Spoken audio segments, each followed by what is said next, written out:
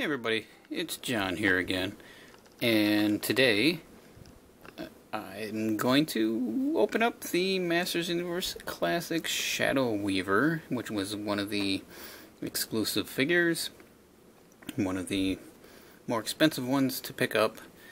I'm just getting antsy to hear any news from Super 7 on when we're going to get the wave that has the Filmation version of Shadow Weaver, so I felt like I might as well open this one up. And you can see it's in the older white shipper box. Nothing very special about it, just kind of plain. I am 2 subscribers away from 450, which is pretty cool, so thank all of you that have subscribed. Let's see if we can get the tab out.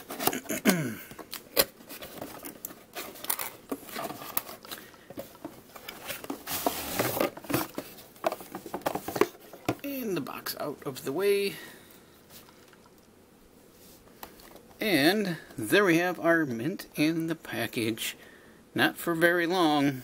Shadow Weaver, Evil Horde, Evil Mistress of Dark Magic, and sits in the standard Masters Universe Classics bubble we've been used to for all these years. There's the little Mattel logo. And the back of the package shows off Hordak, Bow, Shadow Weaver, Adora, Grizzlor, Leech. Don't think I have Grizzlor or Leech yet.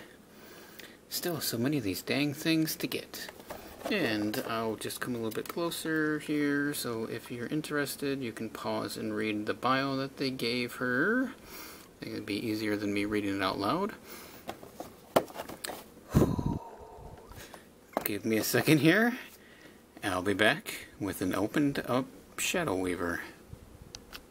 Okay, here we have Shadow Weaver outside of her package, and she looks pretty cool. I really like the coloring that they used. She is a little less articulated than the other figures, just because of the way her sculpt is. I'm gonna bring her up here so we can get a nice look at her face. See, she's got it covered. I do like how the little piece of her hood tapers off. Like it just kind of floating there is kind of nice. And she's got those nice little yellow eyes, and then not a whole lot of any other detail. But there's that Horde logo. She does have some paint application on her ghostly white hands. Well, they're a little bit gray, maybe a little bit yellowed. She does have a little bit of shading on her, a little bit of darker color over top of some of this burgundy maroon looking color that she is. But she's pretty basic for as much of a sought after figure as she is. The only reason she was is because she was the exclusive for that year, so you had to buy the entire line to be able to get this figure, and they were only enough made for those that did. And she was a very popular and a highly anticipated figure because there'd never been one of her before. So when she came out, her prices skyrocketed awfully fast. And now it's kind of nice to be able to have her in my collection so I can add her to the Horde. She does come with this little piece of plastic cone with a peg hole in it, which goes underneath her. As you can see, she's a two hollow pieces of plastic put together with this little peg. It makes it look like she's floating, just like so. So now she's a little bit taller. So for her articulation, she does have pretty good head articulation. You can spin it all the way around. She gets not a whole lot of up or down movement. It just kind of sits there. She can kind of wiggle it, but that's about it. She does have the hinged elbows that can go up, and they can go all the way around if you wish, but it's not as easy because of her cloak that she has, which already is now getting twisted. There we go. And she has a single jointed elbow. She has a swivel here at her bicep, which is covered up by that little connector piece. She does have the weird cloak sleeves that are in that permanent down. That's the downside of molded plastic cloth because it looks kind of weird when you move her hands out to the side because they kind of defy gravity. She's got this, what you wish kind of was a casting hand or something, but it looks more like she's just going to choke somebody. She has a, wow, looks like she has a waist to swivel, but that's not moving at all, so I am not going to force that. It doesn't look like the back has any kind of cut to it. The front kind of looks like it does, but now I'm going to say that she doesn't because I'm not going to snap her in half because she is hollow down here. Her chest piece feels hollow, like a hard hollow plastic as well. Oh yeah, there is some swivel at the wrists there.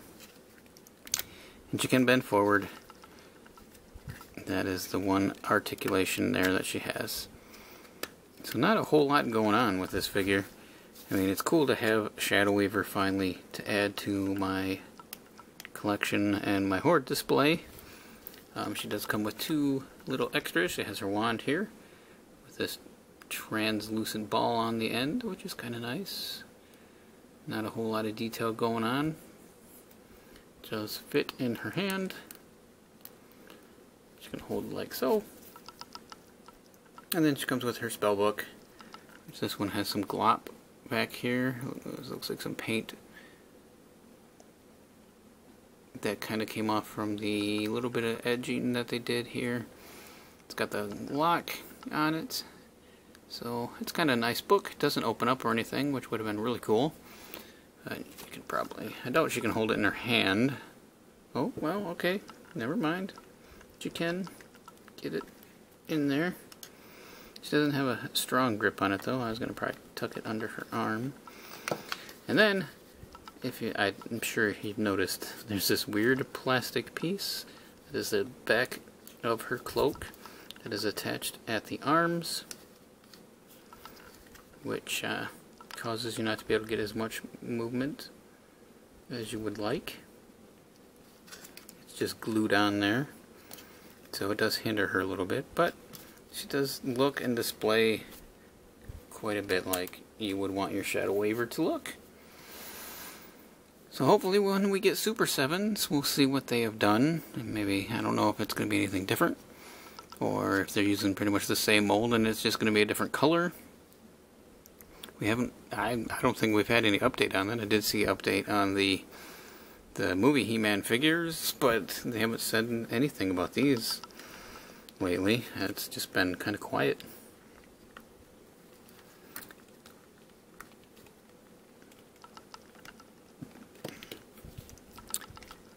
So, she was a tough one to track down. There's two more, well, I don't know. I guess 4 more hard ones. Maybe someday I'll be able to get a hold of, maybe not. I'm not holding my breath on it. I used to try to be a completionist, but it kind of took the fun out of it. So now I just kind of pick up the things that I like, or if I see a good deal on them. But she's going to go in my protective case and probably not be touched ever again until she has to get moved, or I do the comparison between her and Super 7's version. That's really all I got to say about her.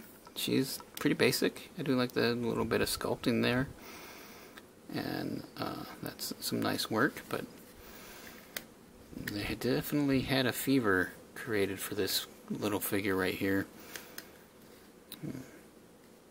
Wish they could have put a little bit more time in it, but she was a freebie after all. I mean, she was the free figure that you got if you paid for the whole wave, which really is crazy to think about how much it costs now. Anyway, thanks for watching, guys. So my question is, how many of you have Shadow Weaver? And if you do, did you get her from buying into the line? Or did you pick her up on the aftermarket? And was she hard to get? Like, I know there's only so many of these. And thanks for watching. And hopefully one of these days coming up here within the next few months I can hit that 500 subscriber mark and I can do my new or an updated toy room video, even though it's kind of a mess in there right now. work a lot of hours, so I don't get as much time as I'd like to put into other fun things. But I'm still trying my best. I'll see you guys later. Bye.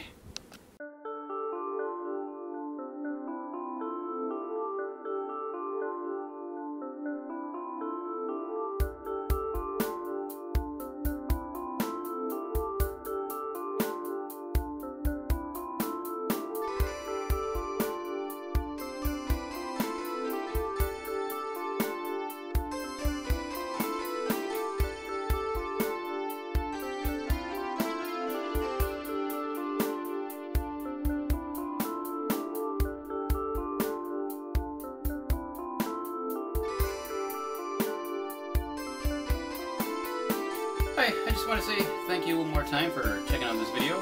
And if you're interested in seeing any more, you can click either one of the links that will be over here. And if you'd like to subscribe to my channel, there'll be a button down below where you can do that as well. And again, thank you.